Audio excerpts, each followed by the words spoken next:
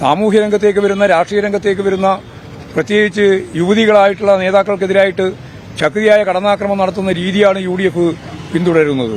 അത് അവസാനിപ്പിക്കുന്നതാണ് അവർക്ക് നല്ലത് എന്നുള്ളതാണ് ഞങ്ങൾക്ക് ഈ സന്ദർഭത്തിൽ ചൂണ്ടിക്കാണിക്കാനുള്ളത്. KDFന്റെ നേതൃനിര എങ്ങനെയാണ് ചിന്തിക്കുന്നത് എന്നുള്ളതിന്റെ മുഖക്കണ്ണാടിയാണ് കായംകുളത്ത് അവരുടെ കൺവെൻഷൻ ഉദ്ഘാടനം ചെയ്തുകൊണ്ട് അവരുടെ പ്രമുഖ നേതാവ് സ്ത്രീവിരുദ്ധ പ്രചാരവേല അപമാനകരമായ രീതിയിൽ ഏറ്റെടുത്ത് നടത്തിയിട്ടുള്ളത്.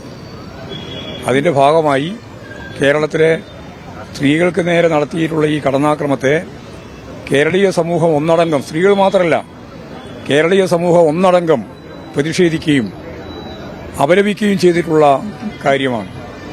UDFന്റെ നേതൃനിരയിൽ നടന്നുകൊണ്ടിരിക്കുന്ന കാര്യങ്ങളെ സംബന്ധിച്ച് രാഹുൽ മാക്കൂട്ടത്തിന്റെ അനുഭവം, അതുമായി ബന്ധപ്പെട്ട സംഭവങ്ങൾ എല്ലാവർക്കും അറിയുന്നതാണ്. അതിന്റെ തുടർച്ചയിലാണ് ഇങ്ങനെ ഓരോന്നായിട്ട് സ്ത്രീകൾക്കെതിരായിട്ടുള്ള പരാമർശം വന്നുകൊണ്ടിരിക്കുന്നത്. ആ പരാമർശത്തെ കേരളം ഒറ്റക്കെട്ടായിട്ട് അപലപിച്ചിട്ടുണ്ട്, എതിർത്തിട്ടുണ്ട്, പ്രതിഷേധിച്ചിട്ടുണ്ട്. ജനങ്ങളാകെ തന്നെ ആ പ്രതിഷേധത്തിലാണ് ഉള്ളത് എന്ന കാര്യത്തിൽ യാതൊരു സംശയവും വേണ്ട. സ്ത്രീകളായിട്ട് സംഘടനാ പ്രവർത്തനം നടത്തുമ്പോൾ, സാമൂഹ്യ പ്രവർത്തനം നടത്തുമ്പോൾ അവർക്കെതിരായി വരുന്ന കടന്നാക്രമങ്ങളെ ശക്തിയായിട്ട് കേരളം എതിർത്ത് മുമ്പോട്ടേക്ക് പോകേണ്ടതുണ്ട് എന്ന് തന്നെയാണ് വീണ്ടും പ്രതിഭയുടെ കാര്യത്തിൽ ഉണ്ടായ സംഭവം. ചിന്തക്കെതിരായിട്ട് ഇതേപോലെ അതിശക്തിയായിട്ടുള്ള കടന്നാക്രമങ്ങൾ ഉണ്ടായിട്ടുണ്ട്.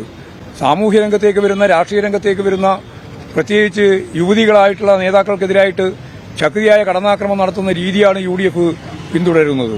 അത് അവസാനിപ്പിക്കുന്നതാണ് അവർക്ക് നല്ലത് എന്നുള്ളതാണ് ഞങ്ങൾക്ക് ഈ സന്ദർഭത്തിൽ ചൂണ്ടിക്കാണിക്കാനുള്ളത്. കേരളം ഒറ്റക്കെട്ടായി അത്തരം നീക്കങ്ങളെ പ്രതിഷേധിച്ചിട്ടുണ്ട്, പ്രതിരോധിച്ചിട്ടുണ്ട്, ഇനിയും പ്രതിരോധിക്കുമെന്ന് തന്നെയാണ് ചൂണ്ടിക്കാണിക്കാനുള്ളത്. നിയമപരമായിട്ട് നേരിടും. അവർ തന്നെ പറഞ്ഞല്ലോ, പ്രതിഭ തന്നെ പറഞ്ഞു, നിയമപരമായിട്ട് ഞങ്ങൾ നേരിടും. അത് നേരിടാൻ തന്നെയാണ് ആലോചിക്കുന്നത്.